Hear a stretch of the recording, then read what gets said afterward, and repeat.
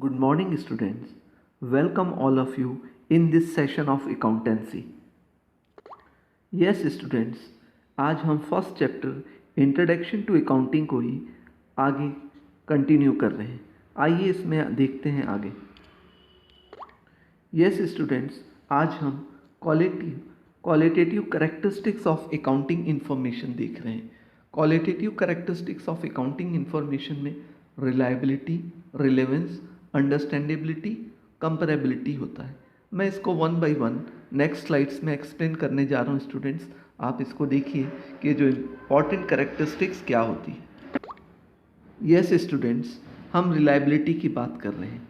Accounting information must be reliable, यानी हम जो यूज़र्स को अकाउंट्स की इंफॉर्मेशन प्रोवाइड कर रहे हैं वो रिलायबल होना चाहिए, विश्वसनीय होनी चाहिए। उसमें किसी भी तरह की कोई एरर नहीं होनी चाहिए, किसी भी तरह की कोई भी मटेरियल एरर नहीं होना चाहिए, फ्री फ्रॉम एरर होना चाहिए, बायस्ड नहीं होनी चाहिए। इंफॉर्मेशन टोटली करेक्ट डेटा पर बेस्ड होना चाहिए और वो इंफॉर्मेशन जो रिलायबल होती है वही डिसीशन में हमारे मदद करती है। अगर गलत इंफॉर्मेशन प्रोवाइड करेंगे तो जो ओनर, चाहे वो इंटरनल यूज़र हो, एक्सटर्नल यूज़र हो, उसको डाइवर्ट करेगी और उस इंफॉर्मेशन पे यानी गलत इंफॉर्मेशन के बेसिस पे गलत डिसीजन हो सकता है। इसलिए हमें बहुत केयरफुली डेटा सही रखना चाहिए और जो इंफॉर्मेशन प्रोवाइड कर रहे हैं, चाहे वो इंटरनल यूज़र हो, एक्सटर्नल यूज़र को, वो इंफॉर्मेशन रिलायबल होनी चाहिए। इसमें किसी तरह की एरर नहीं होना चाहिए, फ्री फ्रॉम बायस होनी चाहिए। ये सब चीज़ों का ध्यान देना चाहिए। यस स्टूडेंट्स, नेक्स्ट कैरेक्टरिस्टिक्स की हम बात करें तो रिलेवेंस। रिलेवेंस मतलब ये होता है कि जो इन्फॉर्मेशन होती है वो रिलेवेंट होना चाहिए या रिलेटेड होना चाहिए। हम यूज़र की नीड्स की रिक्वायरमेंट के हिसाब से उसको इन्फॉर्मेशन प्रोवाइड करते हैं ताकि डिसीशन आसानी से लिया जाए, सही डिसीशन लिया जाए। तो इस बात की आप हमेशा केयर लेंगे कि जो इन्फॉर्मेशन प्रोवाइड हो रही है दैट शुड बी रिलेवेंस, वो रिलेवेंस होना चाहिए, सब्जेक्ट मैटर से कनेक्टेड होने चाहिए, रिलेटेड होनी चाहिए। अननेसेसरी इन्फॉर्मेशन हमें प्रोवाइड नहीं करना चाहिए। हमें वही इन्फॉर्मेशन देना चाहिए जो हमारे यूज़र की रिक्वायरमेंट है, जो सब्जेक्ट से रिलेटेड है। वो इन्फॉर्मेशन मीनिंगफुल होती है और डिसीशन लेने में हमें मदद करती है और हमारा डिसीशन भी सही होता है। तो इस चीज़ का केयर लेना चाहिए। ये आपकी सेकंड कैरेक्टरिस्टिक्स थी, रिलेवेंस। यस स्टूडेंट्स, नेक्स्ट जो इम्पॉर्टेंट कैरेक्टरिस्टिक्स है वो अंडरस्टैंडेबिलिटी होती है। देखिए, सबसे इम्पॉर्टेंट चीज़ है कि जो इन्फॉर्मेशन हम यूज़र्स को प्रोवाइड कर रहे हैं वो इन्फॉर्मेशन यूज़र को भी समझ में आनी चाहिए।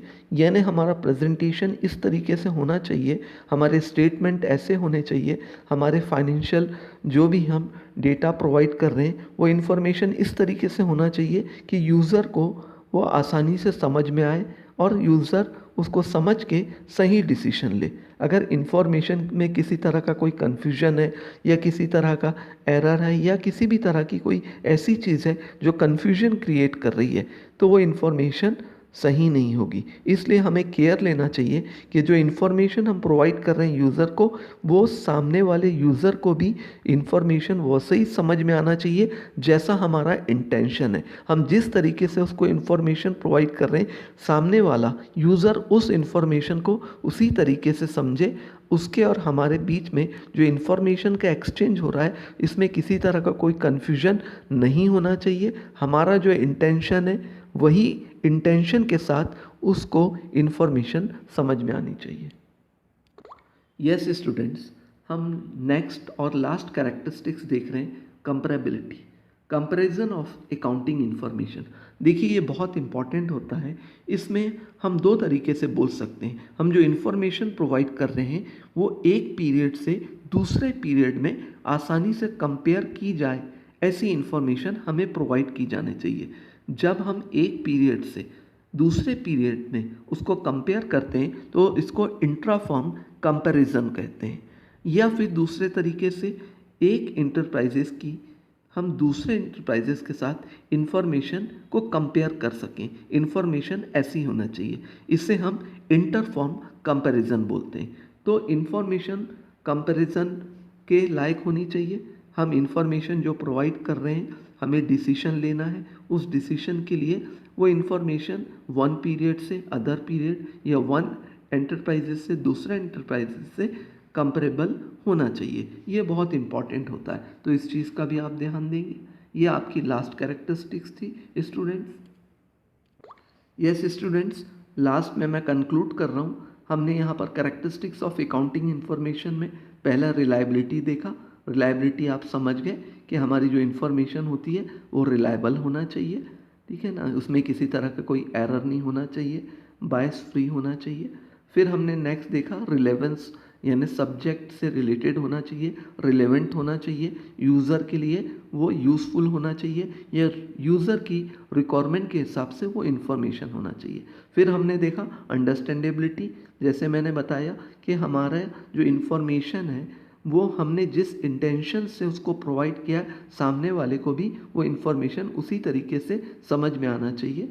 इस एक्सचेंज ऑफ इंफॉर्मेशन में हमारे और उसके बीच में समझने में किसी भी तरह का कोई कन्फ्यूजन नहीं होना चाहिए। लास्ट में हमने देखा कंपैरेबिलिटी होनी चाहिए, यानी कंपैरेबिलिटी में हम एक पीरियड से दूसरे पीरियड में डेटा को कंपेयर करते हैं तो कंपैरिजन पॉसिबल होना चाहिए, या वन इंटरप्राइजेस से अनदर इंटरप्राइजेस की भी इंफॉर्मेशन हम कंपेयर करते हैं डिसीजन लेने के लिए, तो ये इंफॉर्मेशन कंपेरेबल होना चाहिए।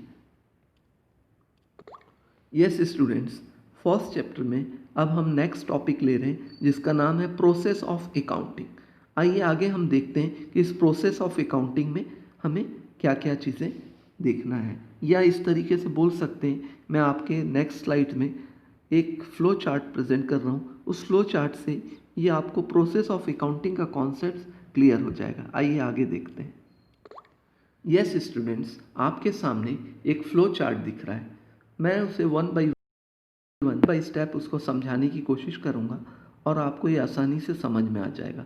स्टूडेंट्स, हम लेफ्ट हैंड साइड से यानी इकोनॉमिक इवेंट से बात कर रहे हैं। आप देख रहे हैं इकोनॉमिक इवेंट्स। मैं आपको रिमाइंड करना चाहूँगा कि हमने कल की क्लास में, प्रीवियस क्लास में देखा था कि ट्रांजैक्शन क्या होती है। ट्रांजैक्शन का मतलब मैंने बताया था, जब दो लोगों के बीच में mutual exchange of goods and services होता है, इस तरह की कोई डीलिंग होती है, सेल या परचेज होता है, या किसी भी तरह का कोई लेन देन होता है, हम उसको ट्रांजैक्शन बोलते हैं। मैंने आपसे बताया था कि अकाउंटेंसी में हम इकोनॉमिक इवेंट्स पर ज़्यादा जोर देते हैं। इकोनॉमिक इवेंट्स का मतलब वो इवेंट्स, वो ट्रांजैक्शन जिसका इन्वॉल्वमेंट मनी से है, हम उसी ट्रांजैक्शन को या इकोनॉमिक इवेंट को अपने बुक्स ऑफ अकाउंट्स में कंसीडर करते हैं या जगह देते हैं। ऐसी ट्रांजैक्शन जिसको हम मनी के रूप में एक्सप्रेस नहीं कर सकते, वो इकोनॉमिक इवेंट के दायरे में नहीं आती और उसको हम अपने बुक्स ऑफ अकाउंट्स में रिकॉर्ड नहीं करते हैं। तो इकोनॉमिक इवेंट होना चाहिए, ठीक है ना। अब देखिए, इकोनॉमिक इवेंट होती है यानी एक बिजनेस ट्रांजैक्शन टेक प्लेस हुई। इसका मतलब क्या हुआ? सेल परचेज हुआ, या आपने बैंक में पैसा जमा कराया, या बैंक से पैसा लिया, या आपने सप्लायर से गुड्स परचेज किया क्रेडिट में, या हो सकता है आपने कैश में परचेज किया। ऐसी कोई भी ट्रांजैक्शन हो सकती है। तो अब अकाउंटिंग प्रोसेस में हम देख रहे हैं कि सबसे पहले इकोनॉमिक इवेंट घटती है, यानी एक ट्रांजैक्शन होती है। उस ट्रांजैक्शन के बाद आप देखिए, इकोनॉमिक इवेंट के बाद एक एरो दिख रहा है जो आपको अकाउंटिंग प्रोसेस की तरफ लेके जा रहा है। तो अब सवाल उठता है कि अकाउंटिंग प्रोसेस क्या होता है। तो स्टूडेंट्स, मैं आपको रिकॉल करूंगा कि हमने जब अकाउंटिंग की डेफिनेशन देखा था तो मैंने आपको कुछ इंपॉर्टेंट टर्म्स बताया था, जैसे रिकॉर्डिंग, क्लासिफाइंग एंड समराइजिंग। ये तीनों वर्ड आप अच्छे से समझ गए। रिकॉर्डिंग का मैंने बताया था कि जब भी हमारे बिजनेस में कोई इकोनॉमिक इवेंट होती है या कोई ट्रांजैक्शन होती है तो उसको हम सबसे पहले अपने बुक्स ऑफ अकाउंट्स में लिखते हैं, रिकॉर्ड करते हैं। इसी प्रोसेस को हम रिकॉर्डिंग बोलते हैं। रिकॉर्डिंग के बाद फिर हमने डिस्कस किया था क्लासिफिकेशन, क्लासिफाइंग। मैंने आपसे कहा था, एग्जाम्पल भी दिया था कि भाई आपने अपनी शॉप में एक एम्प्लॉय को रखा है, काम के बदले में हर महीने आप उसको पैसा देते हैं जिसका नाम क्या होता है? सैलरी होती है। तो साल भर में 12 महीने होते हैं, आप उसको 12 बार सैलरी देते हैं तो आपने एक हेड बना दिया सैलरी। आप टेलीफोन यूज़ करते हैं, आप टेलीफोन का बिल पे करते हैं तो आप टेलीफोन एक्सपेंसेस। आप इसी तरीके के बिजनेस के कई खर्चे होते हैं, electricity expenses, fuel expenses, staff welfare expenses. तो ये सब क्लासिफिकेशन में आता है, या सिंपल वर्ड्स में समझने के लिए हम बोल सकते हैं कि हम हर एक इनकम या एक्सपेंसेस को नाम देते हैं और उससे रिलेटेड एक्सपेंसेस या इनकम उस हेड में असाइन करते जाते हैं। तो ये आपका क्लासिफिकेशन था। उसके बाद मैंने आपसे बताया था कि समराइजिंग होती है। समराइजिंग में मैंने बताया कि साल भर में 12 मंथ में आपने जो भी ट्रांजैक्शन, जो भी डील हुई है, उसको आप समराइज फॉर्म में यानी ट्रायल बैलेंस में, फाइनल अकाउंट में जैसे trading and profit and loss account, और बैलेंस शीट में आप उसको प्रेजेंट करते हैं ब्रीफ वे में, ताकि सामने वाले के वो इन्फॉर्मेशन साल भर जो इतनी सारी ट्रांजैक्शन हुई है वो 1 पेज या 2 पेजेस में वो इन्फॉर्मेशन देख के आपके बिजनेस की पोजीशन को समझ सके। तो इसे हम अकाउंटिंग प्रोसेस कहते हैं। यानी अकाउंटिंग प्रोसेस में क्या क्या होगा? रिकॉर्डिंग होगा, क्लासिफाइंग होगा और समराइजिंग होगा। उसके बाद आप समराइजिंग के बाद आपकी जो इन्फॉर्मेशन है वो मीनिंगफुल फॉर्म में कन्वर्ट हो चुकी होगी। अब नेक्स्ट स्टेप देखिए, आप यहाँ पर लिखा हुआ है कॉमन अकाउंटिंग इंफॉर्मेशन, ठीक है ना, कम्युनिकेटिंग अकाउंटिंग इंफॉर्मेशन। यानी अब नेक्स्ट स्टेप उठता है कि हमने जो मीनिंगफुल इंफॉर्मेशन तैयार की है हम उसको कम्युनिकेट कर रहे हैं, उसको हम सेंड कर रहे हैं, ठीक है ना। ये भी एक इम्पॉर्टेंट प्रोसेस होता है। मैंने आपसे कल भी डिस्कस किया था कि हम 2 लोगों को ये इन्फॉर्मेशन प्रोवाइड करते हैं, एक इंटरनल यूज़र होता है और एक एक्सटर्नल यूज़र होता है। आपको बताया भी था, ओनर हुआ, मैनेजर हुए, वर्कर हुए, एम्प्लॉयज़ हुए, ये सब इंटरनल यूज़र होते हैं। और एक्सटर्नल यूज़र्स में बाहर वाले जो ऑर्गेनाइजेशन के बाहर होते हैं, जैसे गवर्नमेंट अथॉरिटीज़ हो सकते हैं, इन्वेस्टर्स हो सकते हैं, क्रेडिटर्स हो सकते हैं। ये सब हमने कल डिस्कस किया था। तो अब हमारा इंपॉर्टेंट रोल क्या है कि हम इंफॉर्मेशन कम्युनिकेट कर रहे हैं, किसको? इंटरनल या एक्सटर्नल यूज़र को। तो अब आप फिर देखिए, यहाँ डिसीजन मेकर लिखा है और इस डिसीजन मेकर के ब्रैकेट में लिखा हुआ है इंटरनल एंड एक्सटर्नल यूज़र। यानी अब हम उस इंफॉर्मेशन को कम्युनिकेट कर रहे हैं इंटरनल और एक्सटर्नल यूज़र को, ताकि वो बिजनेस से रिलेटेड डिसीजन ले सके। तो इसे हम अकाउंटिंग प्रोसेस कहते हैं। ये प्रोसेस चलता रहता है और इसको हम लोग अकाउंटिंग प्रोसेस का नाम देते हैं। तो स्टूडेंट्स, ये आपके समझ में आ गया होगा। मैं इसको फिर से ब्रीफिंग कंक्लूड कर रहा हूँ कि देखिए, इसमें 4 इंपॉर्टेंट स्टेप्स होते हैं। सबसे पहले हमारा इकोनॉमिक इवेंट होना, यानी हमारे बिजनेस में कोई ट्रांजैक्शन का टेक प्लेस होना, उस ट्रांजैक्शन को हम फॉरवर्ड करते हैं, यानी अकाउंटिंग प्रोसेस परफॉर्म करते हैं। अकाउंटिंग प्रोसेस में क्या होता है? रिकॉर्डिंग होती है, क्लासिफाइंग होता है, समराइज करते हैं। और समराइजिंग के हम किस तरीके से प्रेजेंट करते हैं? ट्रायल बैलेंस और बैलेंस शीट में। फिर वो उस इंफॉर्मेशन का नेक्स्ट इंपॉर्टेंट स्टेप क्या होता है? हम उसको कम्युनिकेट कर देते हैं। कम्युनिकेट किसको करते हैं? सेंड किसको करते हैं? ये इन्फॉर्मेशन किसको प्रोवाइड करते हैं? जो इसके यूज़र्स हैं। और यूज़र्स कौन होते हैं? इंटरनल यूज़र्स होते हैं जो विद इन द ऑर्गेनाइजेशन काम करते हैं, और एक्सटर्नल यूज़र होते हैं जो ऑर्गेनाइजेशन के बाहर होते हैं। ये दोनों डिसीजन मेकर होते हैं जो बिजनेस से रिलेटेड डिसीजन लेते हैं। तो ये आपका अकाउंटिंग प्रोसेस कंप्लीट हो गया।